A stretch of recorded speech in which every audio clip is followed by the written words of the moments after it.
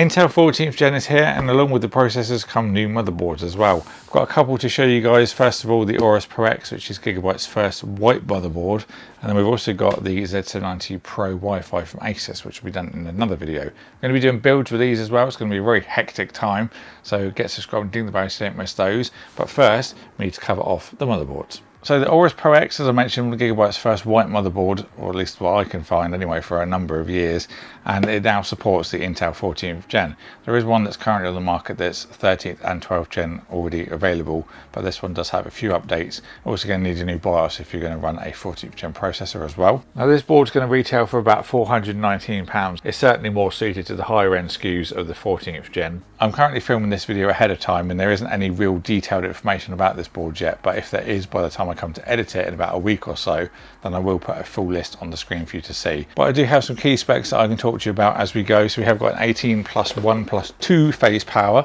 Dr. Moss design. Again, Aorus Z790, so support for 12th, 13th and 14th Gen. So you don't have to necessarily get the latest and greatest. You can go for something a bit more wallet friendly. Let's have a look at what we've got below in terms of accessories. So we've got a Wi-Fi antenna. This is a Wi-Fi 7 certified board, and I do like that you've got a white Wi-Fi antenna to go with the white board rather than just a black one. A little bit more attention to detail, which is nice. Also magnetic as well, so things we like to see. We've got a Q connector, so this is for all the front panel stuff. You can put it into this little block and then plug that into the motherboard in one go. We've got here it looks like an RGB extension cable, 12-volt extension. We've got a couple of SATA cables, one of which is right angled, and then some thermal probes.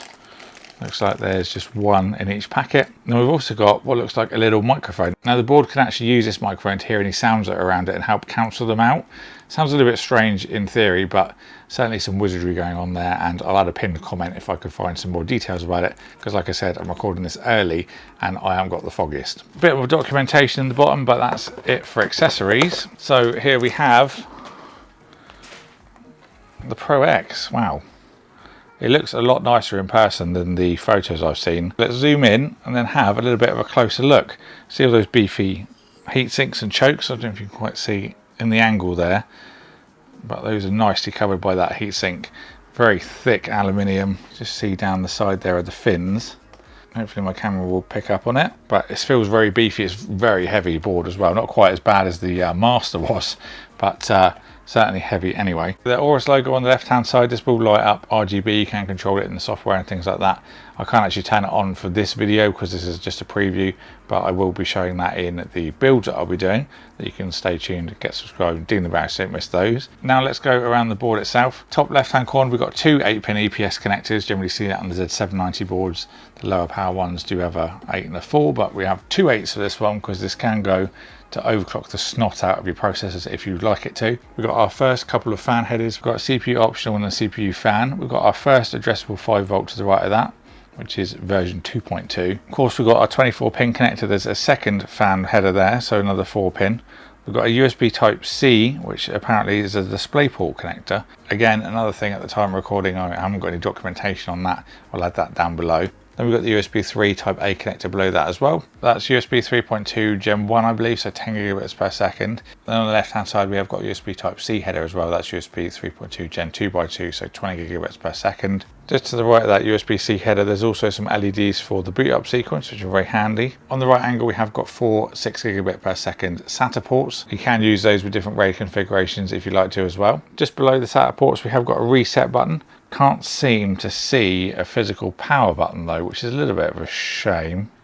Would like to have seen both, especially if we've got a reset. There's the front panel connectors on the bottom right hand corner of the motherboard. Then we've got another 4 4-pin fan headers, so that brings the total on this board up to 8. To the left of those headers, we've got a Q flash button if you want to flash the BIOS. Quite handy button to have. Then we've got 2 USB 2 headers, so great for anything like an AO that's got a screen built in. I often use those to communicate with the software. A bit further along, we've got a standard 12-volt RGB header. Then we've got another 2 5-volt addressables. Then we've got front panel audio on the bottom left. Going back up to the socket, of course, we have the Aorus Z790 for the 12th, 13th and 14th Gen. Nice lever on that socket there as well. Then on the right hand side, we have got our DIMM slots. This will support up to 192 gigabytes of DDR5. That's 8,266 megahertz. That's on XMP overclock. You can of course push it higher if you want to try a manual. Let's move on to our storage and things on this board. So we've got our top slot for PCIe, which is a Gen 5 slot, so we'll support it when graphics cards are running them. Very tough reinforced one. Also got a little quick latch on there as well to aid getting your graphics card out if you want to use it on test bench or anything. Very handy to have. There are a couple more PCIe X4 lanes as well. I can just see where they're just about wired up to on there, so you can use capture cards and things like that on those if you'd like to. And then storage, we have got a M.2, which is a Gen 5 slot at the top.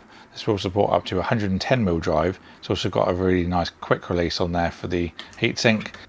Nice chunky bit of aluminium there to dissipate the heat from your M.2. Thermal pad on the back, don't forget to peel off the protective layer as well. Likewise with the board itself and the socket, there's a little bit of plastic on there that you need to remove. Nice little quick release as well for the M.2 slot itself.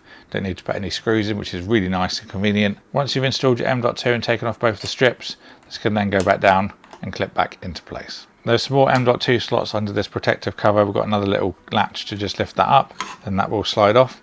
Loads of thermal pads again underneath. You can do another 4 on this one. The first 2 slots will accommodate another 2 110mm drives at Gen 4 speeds. Then we've got an additional 2 80mm slots at the bottom, which will run at Gen 4 speeds from the chipset. And these have also got the little quick release latches on them, one of which is over the Wi-Fi card as well, so make sure you're going to use a single one if you're going to populate that slot.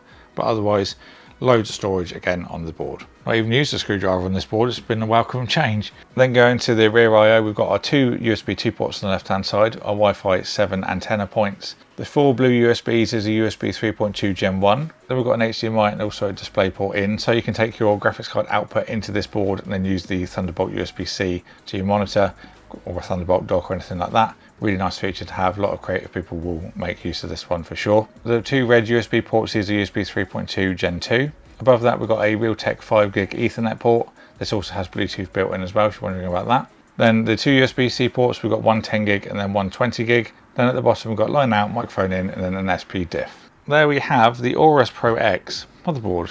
What do you think about it? Let me know in the comments. I like it. It's nice to see something white from Gigabyte, Aorus.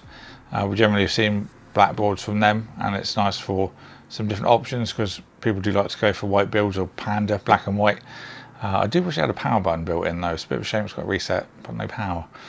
Loads of other features though, of course Gen 5 support for graphics and your storage. Loads of PCIe slots as well. This will make it, like I said, a great board for an editing rig. I think we're going to have to do something like that in the future. Let me know if you want to see that. But I will add the links in the description box below if you want to pick one of these up. Big thank you to Aorus for sending this out for me to look at, and stay tuned to see it in a build. As like I said, get subscribed and ding the bell so you don't miss that.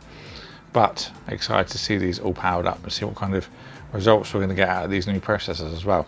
So thank you all for watching. Hope you enjoyed the video, and I'll see you all in the next one.